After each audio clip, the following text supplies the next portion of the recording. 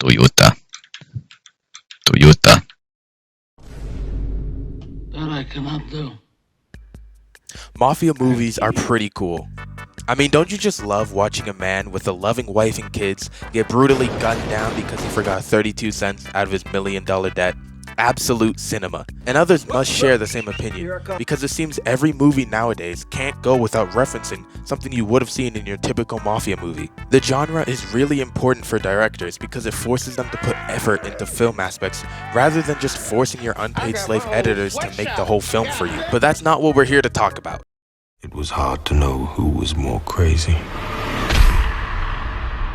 Me or everyone else.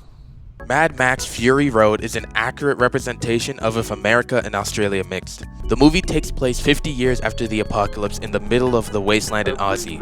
The film starts off with our main man Max snacking on some British delights before being abducted by GSB for loitering.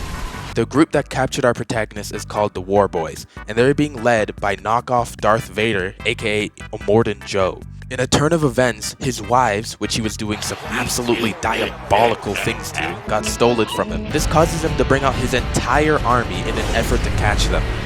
Further into the movie, Max and a war boy named Nux team up with the wife thief Furiosa, day one by the way, in order to reach a safe haven, thus turning the movie into a road race from point A to B, then B to A. But enough of the Hot Wheels talk. We're here to talk about mafia movies and how Fury Road has multiple elements found in those type of movies. First and foremost, the War Boys are basically the Corleone family from The Godfather. Immortan Joe is similar to Vito Corleone, both in position as leader and in having stage 7 cancer. Similar to the families of the Corleone family, the War Boys are completely loyal to Immortan Joe because they see him as almost a father figure and will gladly die horrible and gruesome deaths for him. Joe managed to manipulate them to the point where death is encouraged because if you die a noble death, you get to go to Valhalla. He can simply just tell them to put chrome on their mouths and then they jump straight to their deaths, similar to how Vito can tell his members to walk into extremely dangerous enemy territory where their chance of death is highly guaranteed. Digging deeper into the idea of there being families with leaders, there are multiple types of families or groups in this film. There's the War Boys, the Buzzards, the Bullet Farmers, and the Vavellini. These groups each have some factor that allows them to have some sort of leverage over the other groups. The Buzzards have control of the routes in the desert. The Bullet Farmers are high on the scales of justice, conductor of the choir of death. self-explanatory. The War Boys have water, and the Vavellini are badass, I guess. The idea of there being multiple families like this is the main conflicting force in most mafia movies, due to factors like territorial disputes and fights over power. The best example would once again be The Godfather, where the Corleone family has control over the best lawyers and politicians, making them the most powerful family, while some of the other families have controls over things like drugs, which causes disputes and leads to some deaths. Just as a little bonus, a lot of mafia movies have a heavy reliance on cars. You can't tell me you've ever seen a classic mafia film without seeing this damn car. They even created the whole trope of someone you care about being blown up in a car explosion.